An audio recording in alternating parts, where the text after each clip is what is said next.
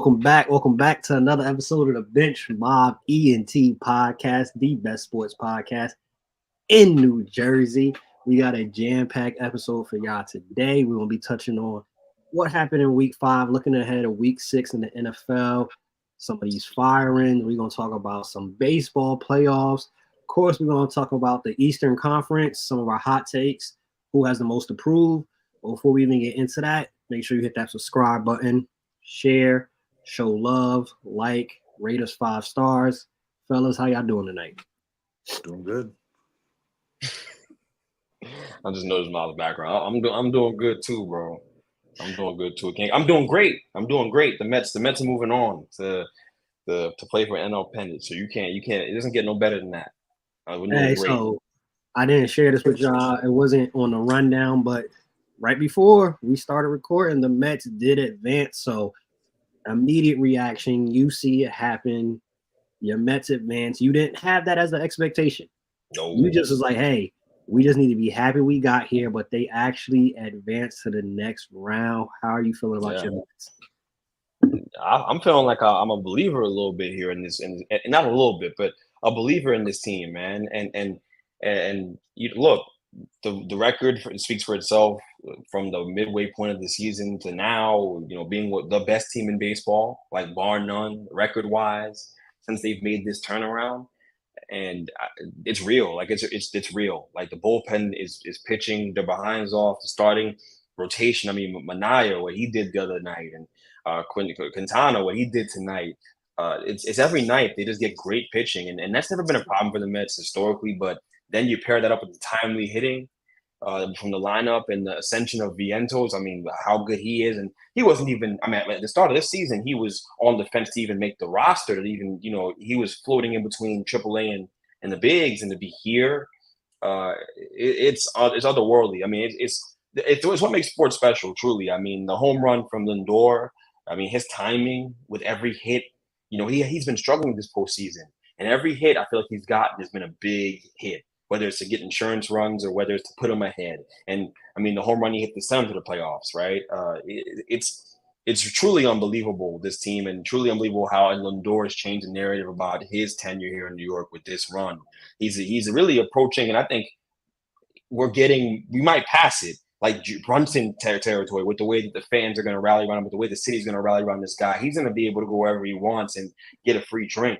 I mean, seriously, even if this thing came to an end tomorrow, which it won't, Mets fans are going to love him forever, and they're going to love this team forever. It's one of those legacy teams because no one saw it coming. You shipped off Scherzer, you shipped off Verlander. No one saw this coming. It's supposed to be a retooling year, a rebuilding year.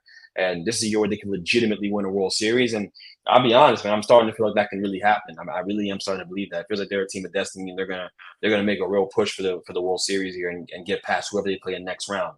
And it's not a slouch they're about to play, but I truly believe that. So yeah, man, I'm enjoying this. I really am, and I deserve it. I'll say too. I damn sure deserve it. Hey, since we staying in New York, we're gonna stay in there. Another thing that was not on the rundown, but it happened. We kind of alluded to that it might happen at the end of the season, but it happened way earlier. The Jets are 2-3, and they decided to terminate, to fire, to relieve him of his duties, whichever word you want to use. Robert Saleh is no longer the head coach. Does the firing of Robert Saleh change anything, make anything better, fix anything for this New York Jets franchise? I think it adds a sense of urgency that I guess they weren't feeling. Like, it had gotten stale with Robert Saleh. I mean, when you look at his tenure here, they didn't play well. They were unprepared during game days. I think they were the most penalized team or maybe top 3 most penalized teams in football while he's been here. So it's an undisciplined team that at every turn seems to not be ready on game day. I mean, we saw it in the Denver game. He could have gotten fired after that game, and then finding out that the Vikings game was almost a must win for him. Um, yeah, I mean, he's a likable guy. He's a nice guy. Nothing against him, but you got to be able to coach. that's the job. You're getting paid to run the team, and he couldn't get it done on the offensive side. Granted, Hackett is not the best offensive coordinator, but um, I think they just assumed that just putting Rodgers out there would be able to save his job and save everybody's job. But you got to have some like more creative plays if you're gonna, you know, play in this day and age. And I mean, he was kind of like the sacrificial lamb a little bit because, sure, this never happens. Woody usually waits until the end of the year if he's going to fire somebody. And that just shows how pressing it was for him to do it now because this is a win now team. They're still in on Devontae, so that's not something that's going away. But like, if we went on Monday night against the Bills, we're in first place. So that's why I was shocked that he got fired because I'm like, I mean, we're season's not over. People might be panicking because of the way the offense has played over the last couple weeks, but um, things can flip just like that. Like sometimes you just hit a groove, and hopefully this is what happens. Like Ulbrich is not going to take any BS. The way he runs the defense, I thought at some point he'd be up for head coaching jobs at some point. Um, and now he's got an audition, so he's going to coach his ass off, trying to show that he deserves to be the next head coach here, even if they don't see it that way. But a motivated guy on a motivated team usually works out either way. So um, I'm hopeful. But they need better production out of Rodgers. They need better production out of Brees Hall. And I think with some of the injuries that we've sustained on the offensive line, I think once we get healthy there, things will flip again. But hopefully, the next move that they make is relieving that hack job of an offensive coordinator of his standing on the team. He should be demoted. He should be up in the booth, not with the headset or anything, just taking notes. So we'll see. Greg, how much of the blame should this go on Aaron Rodgers? That's a discussion that we're seeing going around. They're saying Aaron Rodgers, all reports saying that he didn't have a direct hand in it, but we weren't born yesterday. We know Aaron Rodgers had a say in Saleh getting fired. But how much of this is on A-Rod? Why this offense has been struggling? All of it, 100%. It's all his fault. That's the way I look at it, simply, plainly put. And it's not just because he's not playing well. It's primarily because you brought Hackett with you. You insisted that Hackett be your offensive coordinator. You've insisted to call the shots since coming to the Jets. You came to the Jets in large part because they hadn't won anything in God knows how long. So you figured you could just run the show and do whatever it is that you wanted to do. And now you're here, and you're not playing up to par because you got sustained a major injury, and you're 40 plus years old now, or is it 40 on the nose, whatever it is. Um, so look, his relationship with Hackett is their primary problem. I believe that they don't even need Devontae Adams to make this thing work. They have enough talent offensively to be a good offense in the NFL, to be at least a middle of the pack offense in the NFL. But you don't motion receivers. You don't do anything from the 21st century on offense. You don't believe in any kind of principles. You don't RPO anything.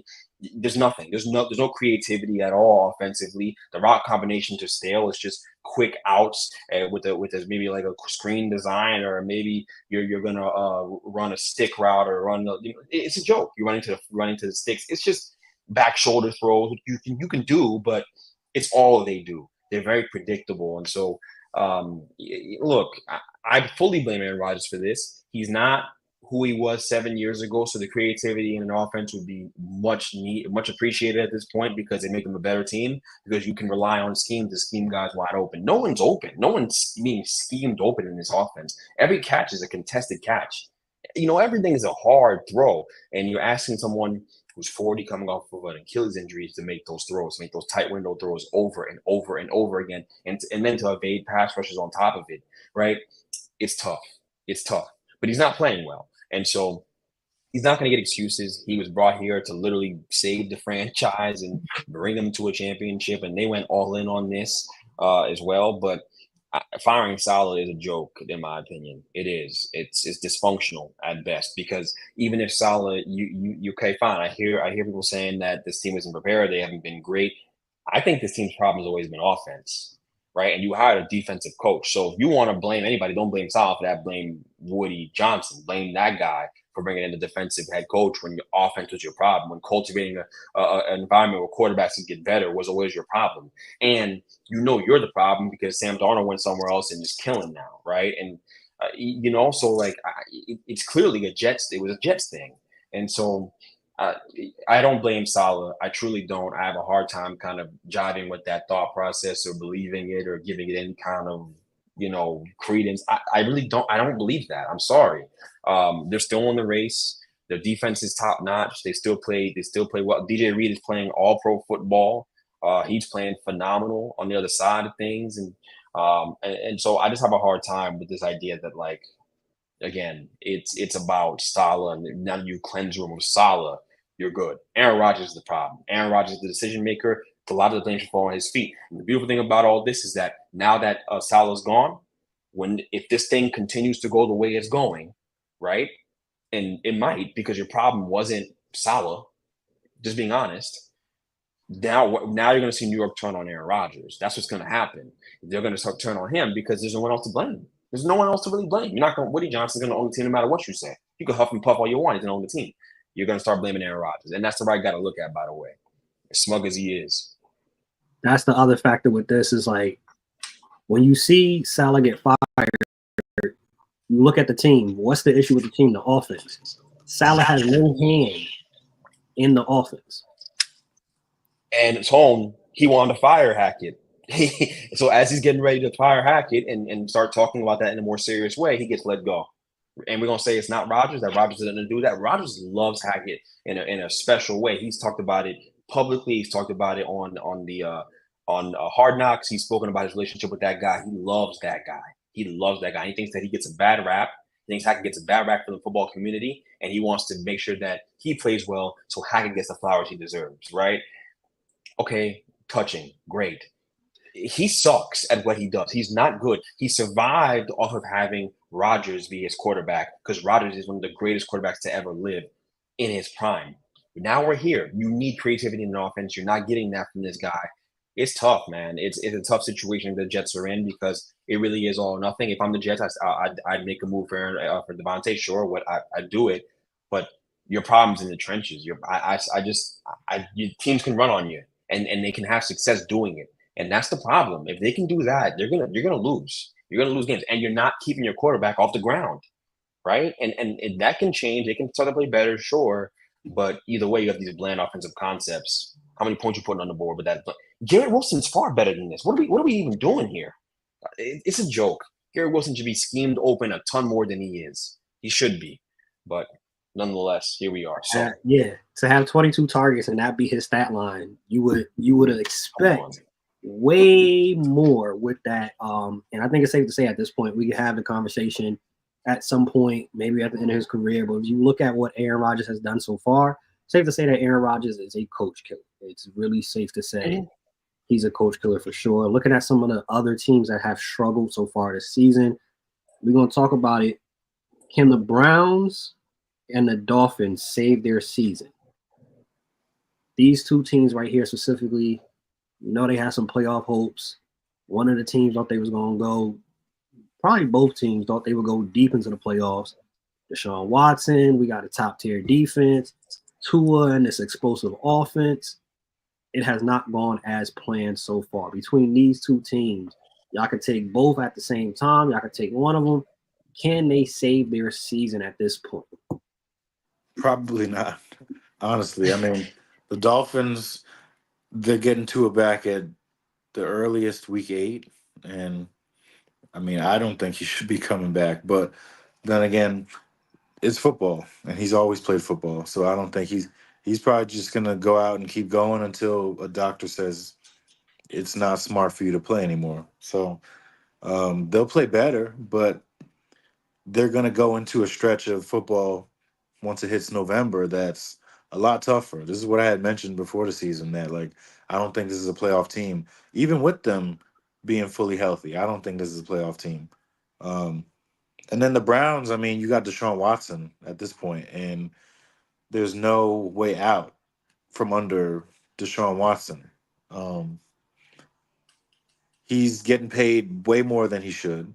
He's performed as the worst quarterback in football, and this team is too talented. It's a waste. It's like he's like Zach Wilson last year with the Jets. Like if you have a good quarterback playing there, they're able to win games and be more competitive. Like the the Giants game, if you have a good quarterback playing for the Browns, they should win that game. The fact that it was even a game, I mean, sure, the Giants are competitive this year. They can play. But if the Browns have a good quarterback, they should be able to wax that team, in my opinion. But I wonder if at some point they do go to Jameis. I feel like ownership sees that they're paying him so much money that they're just going to go down with the ship. Maybe that means Stefanski gets fired at the end of the year because of how poorly Deshaun's playing and they can't figure it out and all that stuff. But um, somebody will pick him up as an OC and he'll do well there. It just doesn't work with Deshaun's style of play, and he can't fit into this offense. And so be it. But those teams, those are not playoff teams. Those are like top 10 pick teams. So maybe they'll get their guy. They might be looking for quarterbacks next year. So I think of both those teams that you mentioned, the Dolphins are more likely to make a run to the playoffs or try to win some games late in the season and make a little push than the Browns are, because Tua is going to come back and you have competent quarterback play coming back, and that helps you, right? You can run your system. You know what he's doing. He has rapport with the wide receivers, so you could win some games late in the year getting him back, because that's something they're missing, right? And they haven't really sustained sustained major injuries to their team outside of Jalen Phillips again. So yeah, I think that's the way I look at that. But with the Browns, I think I hear all the noise about Deshaun Watson, and he sucks. But he sucked last year. He sucked when he got back. He's been bad. He's been bad since the whole thing. Ever since he got his Gucci, he's been bad.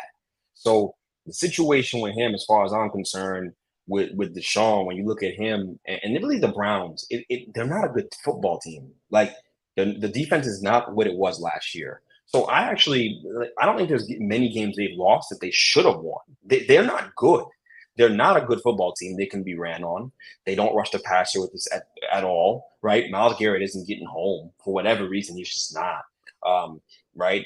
But Deshaun Watson doesn't affect the defense. They can still win a game 3-0, 6-0, whatever, or allow 6 points to win a football game. Deshaun's not the only reason why they're losing, but it's easy to throw the rocks at him because he's the front. He's got paid all that money. He got the largest guaranteed contract in NFL history for a quarterback.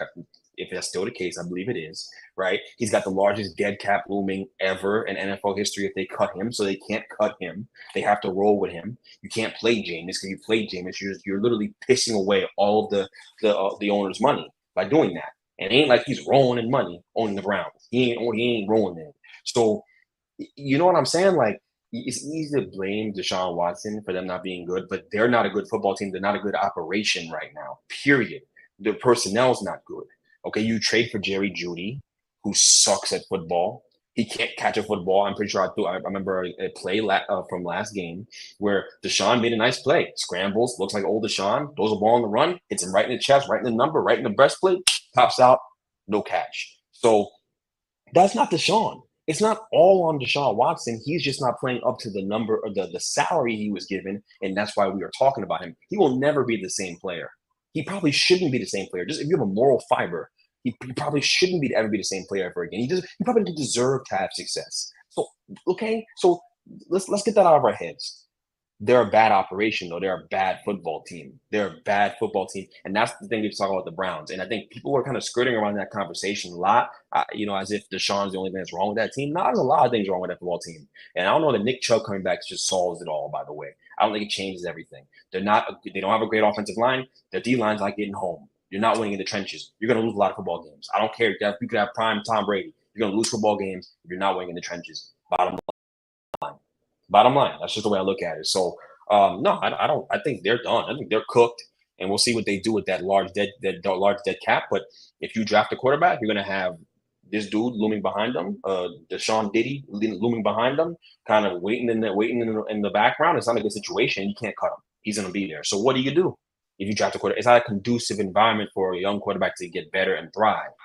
That's all I'm saying. And Deshaun thinks he should be starting. So tough situation for the Browns. This the worst situation in pro sports. The Cleveland Browns, the worst. Period. Worst outlook in the next 5 to 6 years. You got to plant some evidence. That's it. They hope those suits take him down. That's for sure. They hope he gets implicated in the Diddy documentary or whatever. Yeah. Hey, when it comes to them too, like I heard somebody, I forgot where I heard this. I was listening to some podcast, and they said that they should probably call the Panthers and see if they could coerce the Panthers to take them on. The Panthers get their picks back.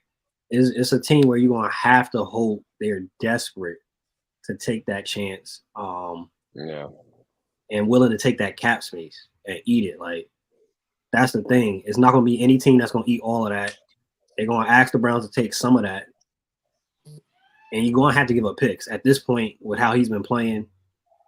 It's not a straight up deal. You're doing Deshaun and a couple of seconds, first, something attached to Deshaun to get him out of here, especially with that contract. Like you said, it's one of the worst situations. Oh yeah, probably the worst in my opinion. The worst. In all of sports.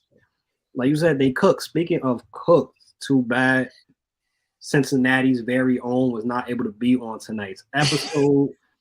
Gotta ask though. The Bengals are the 1-4 Bengals cooked. Playoff chances, talking about getting to the Super Bowl. Oh, he's Mahomes, kryptonite. They might not make it to the playoffs to even see if that's the case. Do y'all think the Bengals are cooked? No. I think they can make a run. They put themselves in a bad position at 1-4 to start the year, especially with some games that if the defense is able to get a stop here and there, they might be maybe 3-2. The whole thing could flip just like that. But Joe Burrow's playing really well right now. Jamar's catching his groove. T. Higgins, it's a contract year, so you know he's going to play well. But it all falls on the defense at this point. Like the defense can't stop anybody.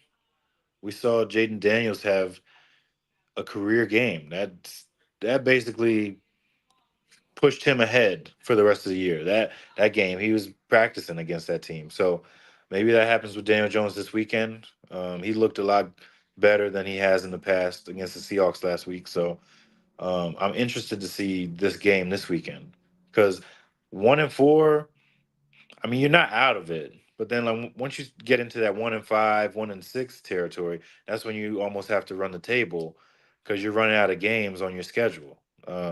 Once you get towards November. So, but if they can get in that second wild card spot, anything can happen. They got Joe Burrow still. So having that combination of Joe Burrow, those two receivers, anything's possible. But if Chris was on here, I'd tell him there's no shot. They're cooked. Can I just say, Tone? I think they are cooked. Because of what the standard is for the team. The standard wasn't to get into the playoffs as a wild card team. Because if you get into the playoffs as a wild card team, you ain't making no magical run because the defense sucks. They're awful. They're awful, and you can't stop anyone. And we saw Jaden Daniels literally sit back in the pocket all day, and his jersey was clean, and he dissected that defense. And it's not the first quarterback that's done that this year, and he won't be the last. And so I just really don't think there's any chance that they have any chance to compete with these top teams like the Chiefs, the Bills, the Texans, whoever else you want to name. If the Jets get their heads out of their ass, the Jets, all these guys, like, no, and in all seriousness, I don't think they can compete with any of those teams the way they play defense. Right now, the Bengals, if you play them, that should get right game as an offense. It just is. And so. I think Burrow's having a great year, and obviously he's having the statistical season that you're accustomed to seeing him having, maybe even his best. But it doesn't matter. It doesn't matter because they cannot get stops. They can't get off the field. They're giving up points left and right, and there's no way out. because there's multiple points of weakness. They don't rush the passer well. They don't stop the run. They can't stop the pass. They can't defend the passes. They don't have the corners to do so. So there's nothing they can do to really make this thing a season worthwhile. And while you have T Higgins on this franchise tag, right, and you're running out of sorts. Lord knows things are always tight in Cincinnati. You're always running out of money, and so think about it that way, right? Like this is supposed to be a team that was going to make a real push at this thing, and they don't have they've gone all in, and this is the final result. It's a joke. It's a joke if you're a Cincinnati fan. And don't think that it's a lock. They're going to beat the Giants this weekend either. I really don't think it's going to be easy for them, and I would not be surprised if they lost to the Giants. The O-line's been playing well. The D-line's been playing well. It's not a great matchup for the Bengals. It's not going to be easy at all. It'll be a good game. Before we go into our Week 6 picks, right, on the other side of that game, they played a man by the name of Lamar Jackson. They had the bad loss to the Raiders. They almost beat the Chiefs.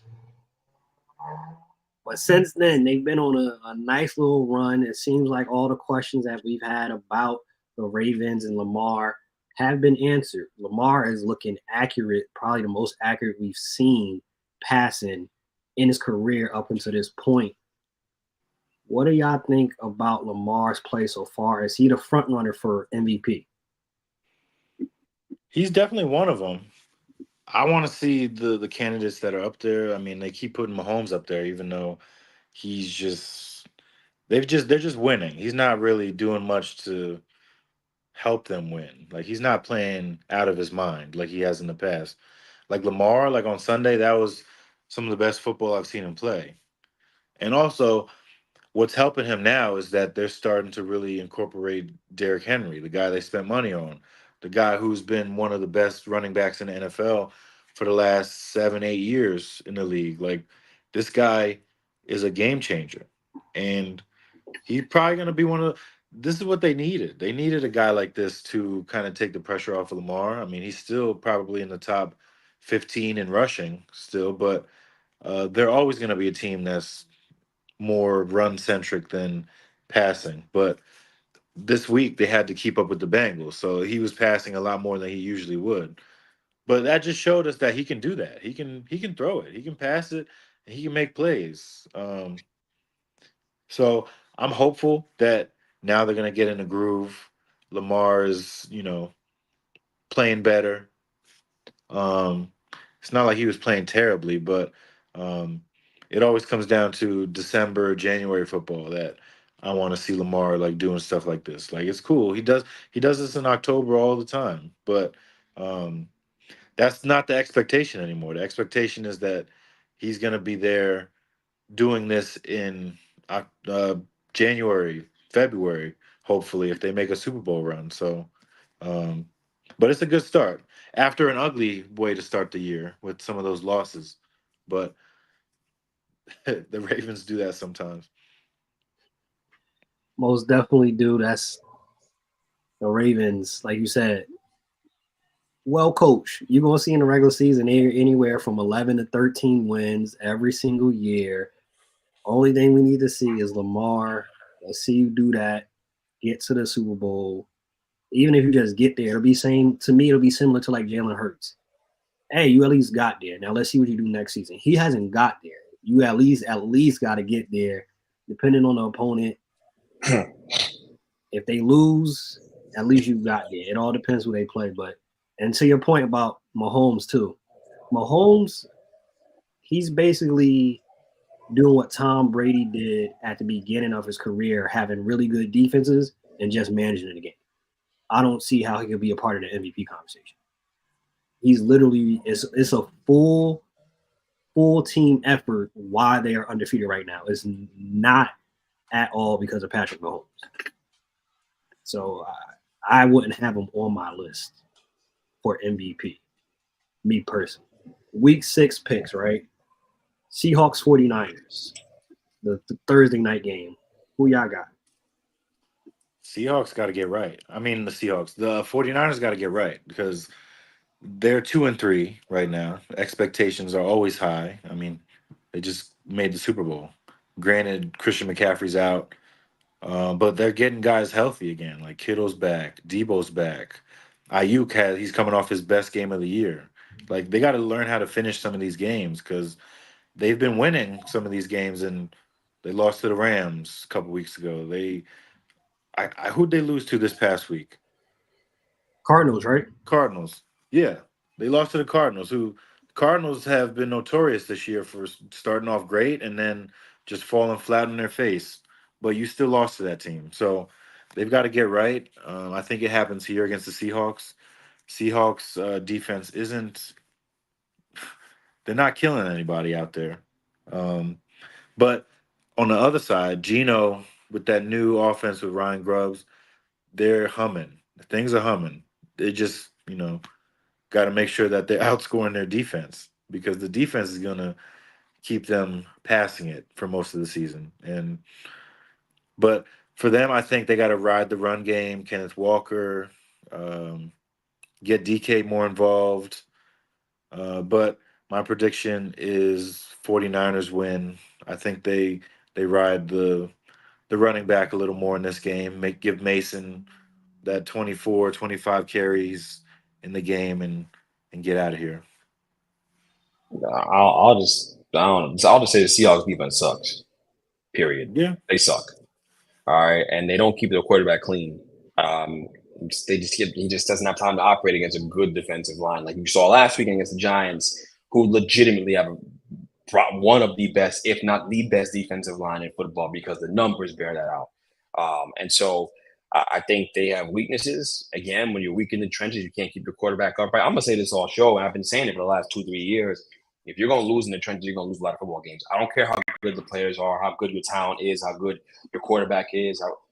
It literally shows itself every time, right? You got a bad defense, a run defense. You got a bad pass defense, but you specifically can't keep the quarterback clean. You're going to lose games. I don't care who's out there, and so they're not good, and they're going to get beat by the 49ers. The 49ers are going to play a good football game. They're going to go out there and play at a high level, and it's going to be their get right game. I really believe that. I really do as well. So the Seahawks will get a win. I mean, excuse me, the 49ers will get a win in this game, and we'll be able to move forward here and go from there. Commanders, Ravens. Two dynamic quarterback matchup. Jayden Daniels, Lamar Jackson. How y'all see this one going? I think I'm going with the Ravens. I think they're the more seasoned team. Jaden, he's played really well. I'm interested to see what he does against this Ravens defense.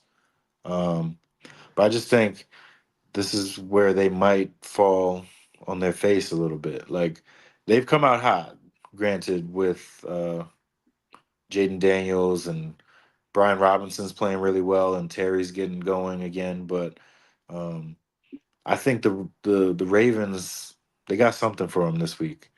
Like I think they want to put a halt on this crowning of Jaden so early that he's able to just be a king beater. He comes into town and he's taking down Joe Burrow. He's taking down. That might be the only guy who's a king level. Well, all right. So if he beats Lamar this week, then I think he might be in the running for MVP, or he should be up there for MVP. Sort of in the same breath as CJ was last year as a rookie. So that's probably the game of the week. That's the one I'm tuned into the most. Um, so Ravens, though. I got the Ravens. Same. I think the Ravens are going to get a win there. I think the Commanders' defense has been riding a high, and I don't really believe in it. I just think that they're going to get enough stops against Lamar. It's no knock against Jaden, who I think is going to be very productive in that game too, and have some high moments against that Ravens defense because they're not that good either. They don't get after the quarterback.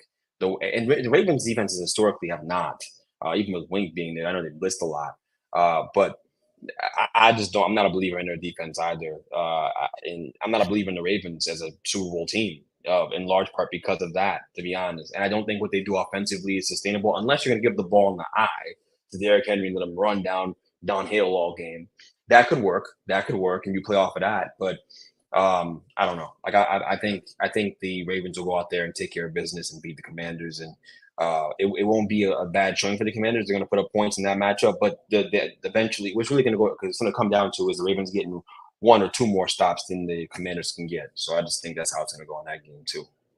I think the Ravens win, and I think though their defense is a little bit better from what we've seen. The Ravens in the last couple seasons, they struggle against top tier quarterbacks that have weapons. Outside of that, like you said, they don't often, get a bunch of sacks, but the way that they have their defense set up and the peculiar looks, it's effective. Would you put it as one of the best? Probably not, but Joe Burrow, T. Higgins, Jamar Chase, weapons, top tier quarterback, they're going to struggle. Outside of having to see the Bengals, who might not make the playoffs, and then having to deal with Mahomes, who he don't have the weapons this year, they might not have nothing to worry about. It's not the, Steelers top tier steel curtain defense, but it's doable. They can do something with it. We've mentioned this game a little bit already. Bengals Giants. What's your official picks for this game? I'm rooting for G-Men Giants. I'm rooting for them. Daniel Jones, I hope he throws 350. Malik Neighbors, I hope he plays. Gets 150 yards receiving, 2 touchdowns. I don't care who y'all got at running back. I hope they both get 100 yards rushing. Tyrone Chase is real Giant. Yeah. I haven't been picking the Giants. I'm not delusional enough to believe that me not picking the Giants is why they're winning. And I don't know, man. I have a good feeling about this game. I do. I know it's going to be hard to stop Joe Burrow. I think they're going to run a quick game to get the ball out of his hands quickly so the D-line can't get there. I'm hopeful that Kayvon's injury kind of lulls them in thinking they can drop back and run a traditional passing game and look downfield on long developing routes. I'm hopeful that's what happens, but Joe Burrow's one of the most efficient quarterbacks in football. He gets the ball out of his hands quick. So I think the Giants can win the game. I really do. I think with their offensive line being as good as they've been and the Bengals D-line being as bad as they've been, not just at rushing the quarterback, but stopping the run, I think the Giants can keep the ball out of Joe Burrow's hands. And that's what they're going to do. I think they're going to run the ball a ton with Tyrone Tracy. I think he's going to get a ton of carries, and he deserves them. He should start, to be quite honest, or at least get a 50-50 split with Singletary, who will be back this weekend. And I think those two are going to have a big day on the ground. And I think the Giants are going to be able to control the ball, but also be able to get explosives over the top playing against that team. And hopefully if Malik is back, use him. And let me just say this too. Daboll's been cooking. Daboll's been cooking as a play caller, doing a phenomenal job. He's coaching his butt off. And this is why I've always been a proponent of him being the coach of this football team. I don't care what the record says. I know he can coach. And I know that if he has good quarterback play, which, by the way, he's getting from Daniel Jones right now. Daniel Jones is playing good quarterback. I got to give him credit. He's doing a great job. And I think last weekend was his best game he's played since the playoff win up in Minnesota. That's the best game he's played maybe in his career. On tape, it bears out. And deep ball was great. He was confident. Take a little less hits on the run, but I really like the way he played, and I think he's turning the corner here in Daboll's offense. This is the best he's looked as a professional football player. It really is.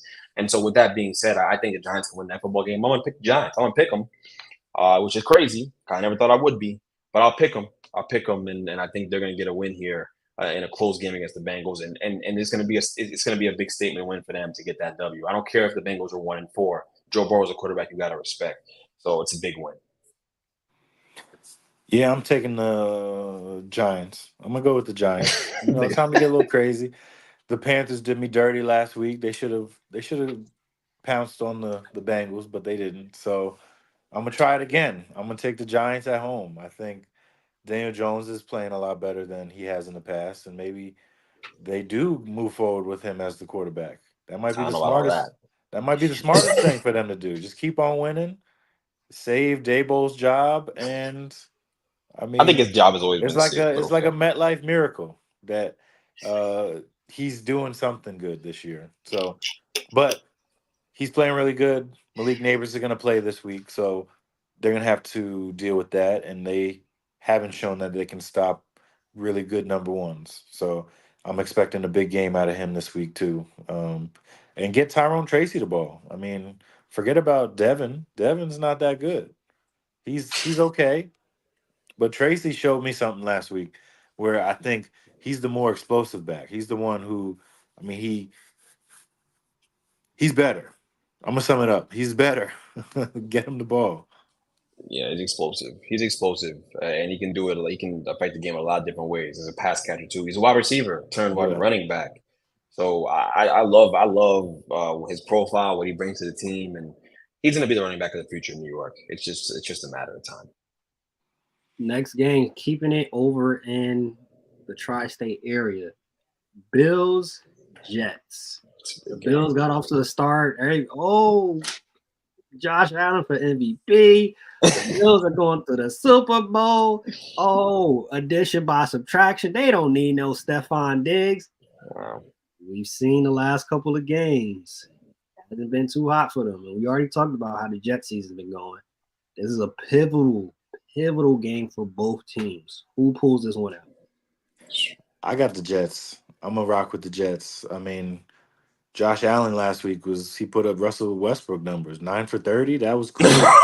I'm like, this is insane. Him throwing, that's bad. Yo, that was bad. That's bad. That was bad. I had to do a double take. I was like 9 for 30. Mason Rudolph can do that. So he's coming into this game. James Cook is banged up. I don't think he's gonna play. So they're gonna have to rock with the backup. Khalif Shakir is banged up.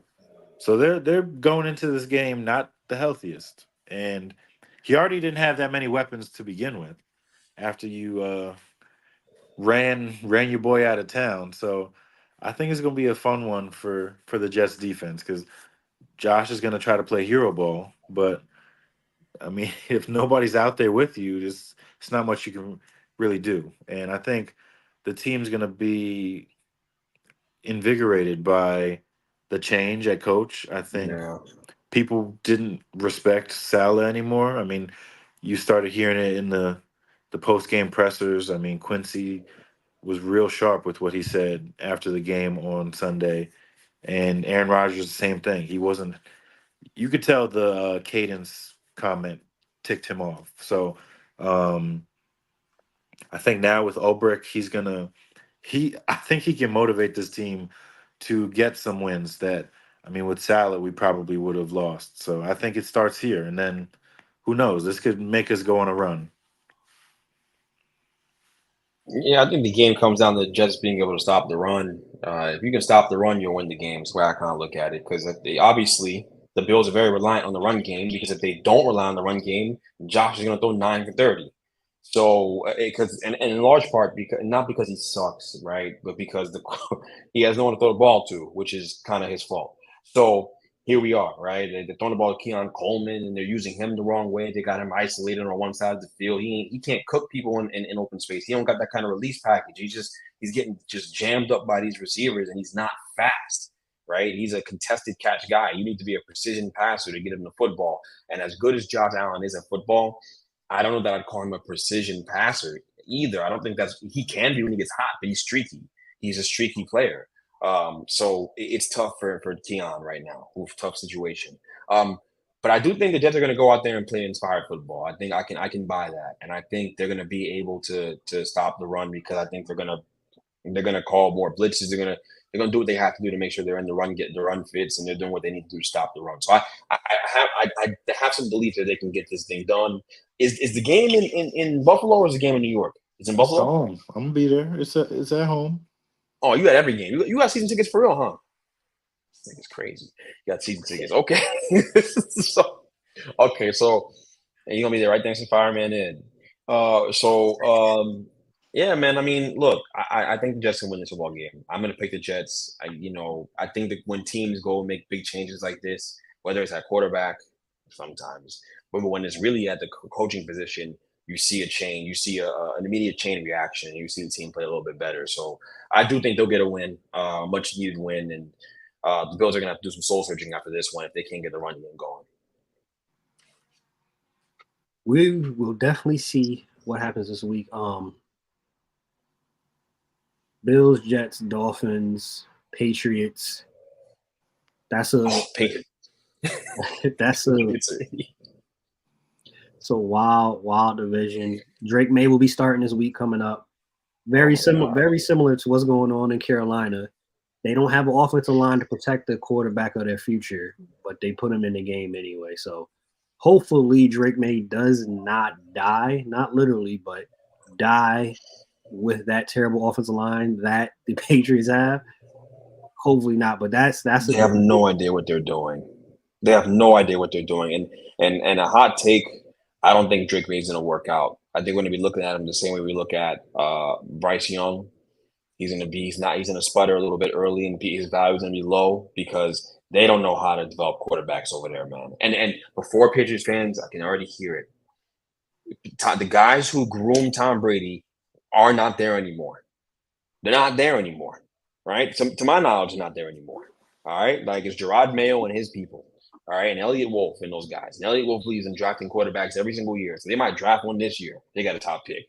All right, like that's just what he does. So look, he needs to be with the right coordinator. He really did so he could learn the fundamentals of how to play this position, and he needs to have a great scheme around him where receivers are schemed open, and that's not happening. And so I'm really worried about him this weekend. He might get hurt playing against that line that went out and put Caleb in the dirt 50 million times. And I believe that I'm supposed to believe that Drake May is going to be efficient. All right. Good luck. But that is not that organization that knows how to develop a quarterback. And I don't know that it's going to go that well. But I think if he was in the right situation, he would have. It's just my situation. So as we know, you don't got to believe me. It's proofs in the pudding. It's a lot, and probably of all of sports, that situation matters, and we don't talk about it enough. Players get called bust. Players, you give up on them 2 years in, 3 years in, because it was a terrible situation. And these owners and oftentimes these GMs have a way longer leash for they nonsense that they done created the mess of.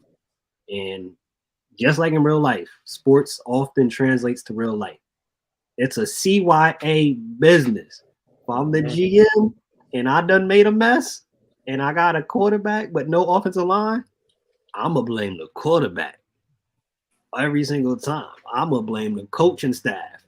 I'm going to fire them jokers before I get fired. Mm-hmm. So that's how it go on all of sports. NBA's back. Full back preseason.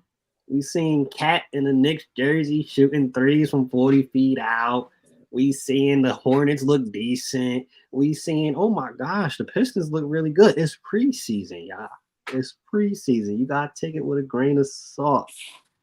But on the Eastern Conference side, from what we know, what we seen this offseason, who do y'all see, teams and players, whatever comes to mind, that has the most to prove in the Eastern Conference?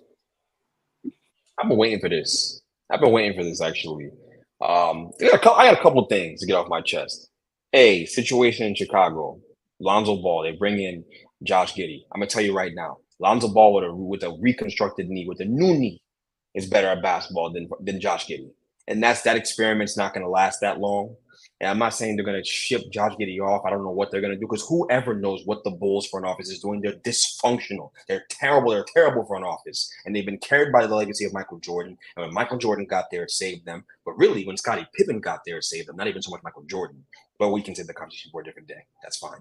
They ain't start winning nothing until Scottie Pippen got there. Just saying. But Lonzo Ball's feel for the game and his ability to move the ball ahead with the pass and his high basketball IQ, that's what makes him a special basketball player. It's not the athleticism. That was gravy. So he's going to be able to settle right in. And by the way, the big thing outside of his feel for the game, because Josh Giddey has feel for the game, is his ability to shoot the basketball. He's going to be playing at the end of the games in crunch time because he can shoot the ball and keep the floor spread, as opposed to Josh Giddey, who cannot shoot. And he's overrated. Josh Giddey is overrated. I'm just going to say, if he could shoot the ball, guess where he'd be right now? In Oklahoma City. He would have never got traded. He got traded because he can't shoot, he can't space the floor, and it limits a team like with Shea out there from getting to the rim and creating for other people. Lonzo is a really good player. He's and a super intelligent defender. He may have lost a step athletically, but he's still going to know where to be, when to be there. I really love Lonzo's game, and I'm rooting for him to come back, but it's more than a rooting interest. he is the better basketball player objectively from a skill perspective. That's just the way I look at it. Period. With that, another thing I'll say, Lonzo Ball. I mean, excuse me, Lamelo Ball. I had the Lonzo Ball in the brain. Lamelo Ball. Uh, I really believe he's gonna have a breakout year in a real way this year, and he was an All Star, and I understand that previously, but if that kid stays healthy, he's going to be in the conversation with top 5 to 7 point guards in the game in the NBA.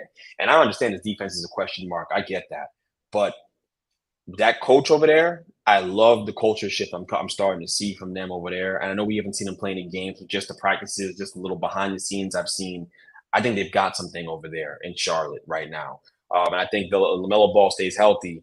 He's easily the most talented point guard, in my opinion, in the entire Eastern Conference. I don't think anyone's more talented than him from a feel for the game perspective, from an offensive package perspective. I don't think anyone's more talented than that kid, and an ability to pass the ball out of all unorthodox situations, left hand, right hand, behind the back, however you want to. He's a great passer.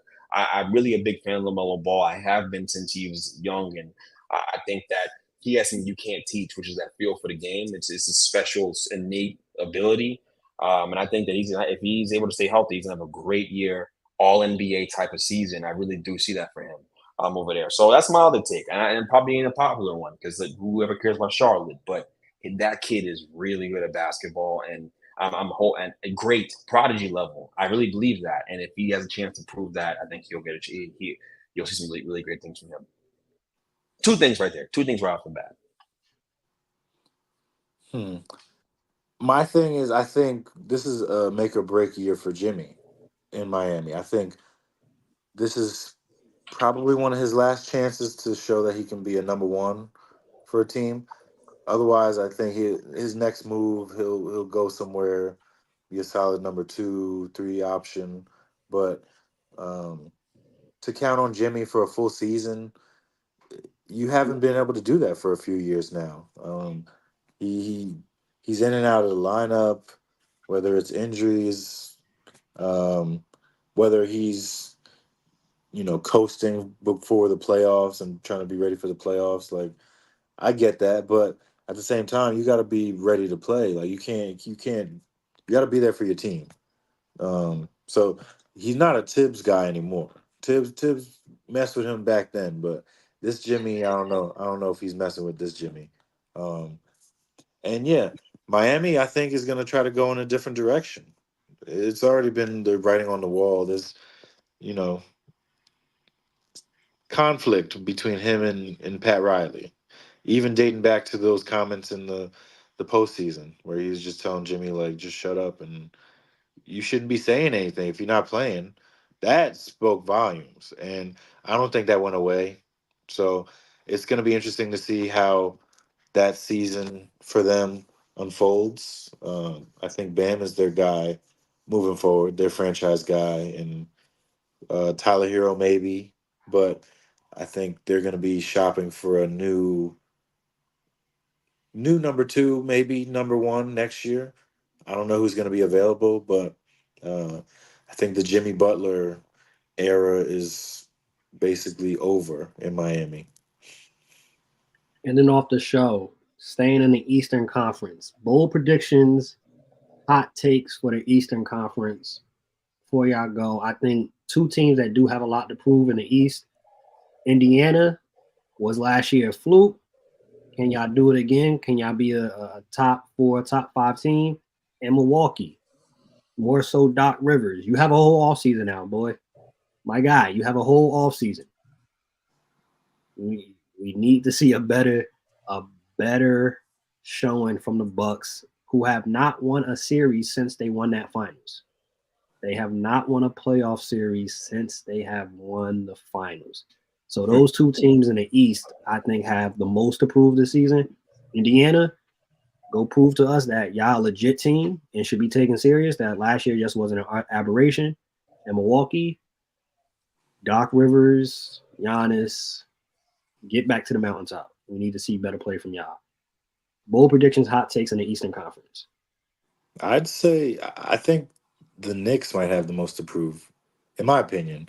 Like, being a fan, the last 2 years we've been able to say like injuries got us out, injuries got us out. But like at some point we've got to find a way to get over the hump. Like losing in the conference semis back to back years, and sure we added Cat, brought back OG, we still got Jalen, but they got to be able to prove it because all these teams have gotten better. Like Philly got better. I mean Boston was already good, and there's other teams in the Eastern Conference that are coming back better than they were last year. So, I mean, a lot of people have crowned them like paper champions because on paper they they look really good, and their starting five is probably one of the better starting fives in the NBA. But you need to see it. You need to see it, and the chemistry with Cat is going to come.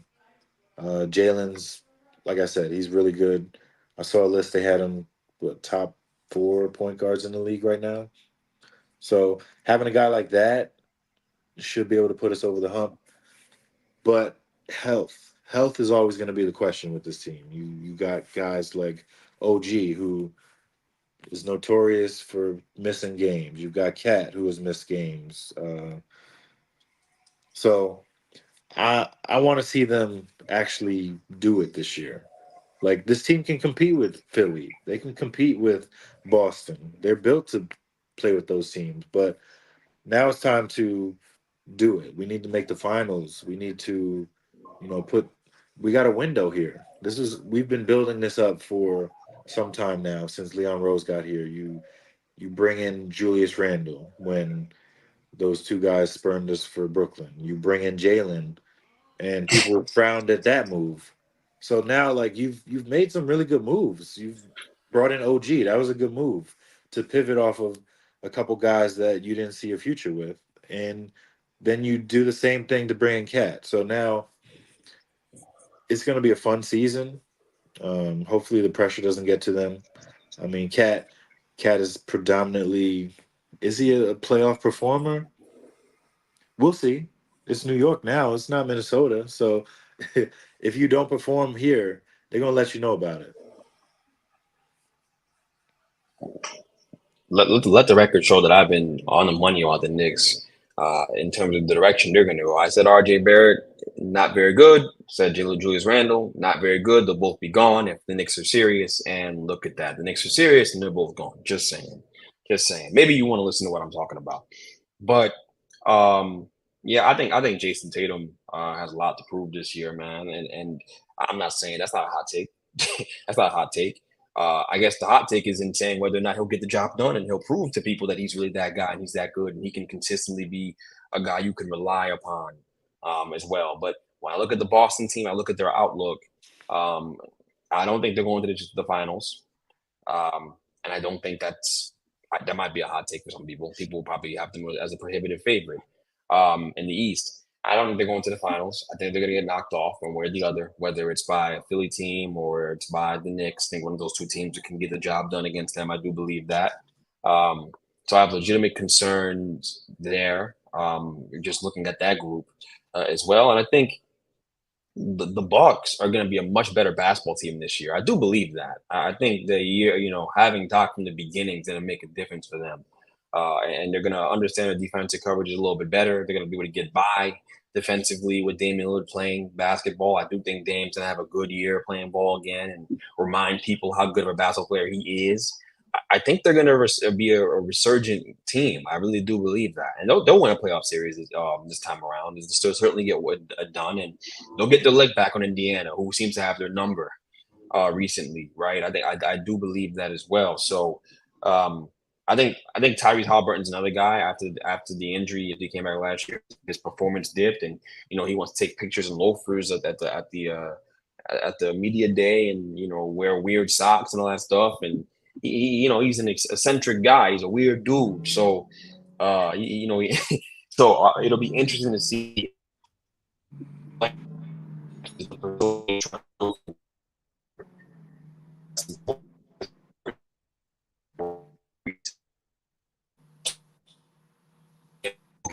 There's also that aspect of it. I guess he's lucky in that way. But I am curious to see how he plays, and yo, can you score a mid-range jump shot? Can you get in the middle of the floor, score some mid-range pull-ups? It has is your shot going to allow you to get that kind of shot off in those situations? Are you going to be able to expand your game to being a 3-level scorer? I need to see that from Tyrese. If that team has any intention of doing something real as well, right? Because they beat an injured Knicks team. They probably shouldn't have been there. I think we can all agree. But they're a good enough team to be a threat to anybody in that Eastern Conference as well. I don't have any dark horse teams in the East that are like really gonna come out of nowhere. The Heat are not a dark horse, and stop doing that. If Eric Spoelstra gets that team to the finals, it wouldn't be a surprise. They're just that good. If the Heat go to the finals this year, it should not be a surprise to anybody. They have the best coach in basketball, one of the greatest coaches to ever live in Eric Spoelstra. That's the kind of respect he deserves. And Jimmy Butler's in a contract year, and it ain't nothing going to motivate that guy to play basketball in the regular season and all year long more than money. You're going to see a motivated Jimmy Butler. He's going to play good basketball all year long. Bam. I need you to take the next step. I think he can. And Tyler Hero needs a bounce back here. He needs a bounce back here. I mean, there's no doubt about that. He's still a very talented player, in my opinion. The Kentucky guards are like, hitting the best stock you can get in the market. They're going to hit every time, period. And look at Reed Shepherd in Houston. We'll get to the Western Conference next time, I'm sure. But he's going to be great, too. I'll just get there with that. But, yeah, man, I think the Heat, if they go to the finals, it won't be a surprise. Maybe that's a hot take for some of y'all. Crazy as hell if it's a hot take, but that's okay. End off with this for me. I think the Cavs by the trade deadline, Jared Allen or Darius Garland will be traded. I don't think it works. Especially Jared Allen, Evan Mobley. We saw the best version of Evan Mobley we've ever seen when Jared Allen wasn't there. Unlock Evan Mobley, let him play his game. I think Jared Allen will be traded or Darius Garland. I'm sorry, DG and Donovan Mitchell backcourt, I do not think works to get you to that next level. Get in another guard in there that's possibly 6'5", 6'6". See if y'all could get Lonzo. Something else in there, because I don't think those two work. You need somebody that's more a facilitator, somebody that's cutting off the ball. They both need the rock. And unless somehow this summer one of them learn to, cut without the ball, not just be standing around, make an impact when they don't have the rock in their hand, you won't have to trade that. I think, and for my hot take, and I've said this on a couple other shows, the 76ers are going to actually win the championship this year. That's my pick. I'm a believer in Embiid, Paul George, Tyrese Maxey, and the rest of the crew. I think they get it done. It'll probably be Philly, Knicks. I think the Knicks, actually, if they ain't that side of the bracket, I think the Knicks will beat the Celtics. It'll be a Philly, Knicks, Eastern Conference Finals. Philly will get to it.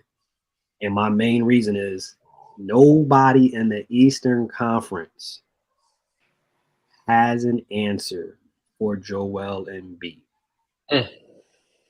Joel Embiid is healthy. We haven't seen it in the playoffs. A healthy Joel Embiid, nobody's stopping that man. MVP this year. He don't have to play all 82 games. He has help with Paul George, Tyrese Maxey, Kyle Lowry, Kelly Oubre. They even got the dude that dunked on LeBron in the Olympics. Like, they have a pretty solid team where we don't have to put all of it on Embiid's shoulders. Philly gets it done this year. And that's how it's going to be. We're going to see it. Like he said, Greg mentioned, we're going to talk about the Western Conference next episode. We could put all in one episode because y'all attention span isn't like that. That's just, it is what it is. But as you saw, we had some stuff on the docket that came up on the episode that wasn't on the docket, and my fellas was able to do it perfectly, no problem, because they're professionals. And part of being professional is you stay ready. So you don't have to get ready. Bench Mob is out. Peace. Peace. I see what you did there.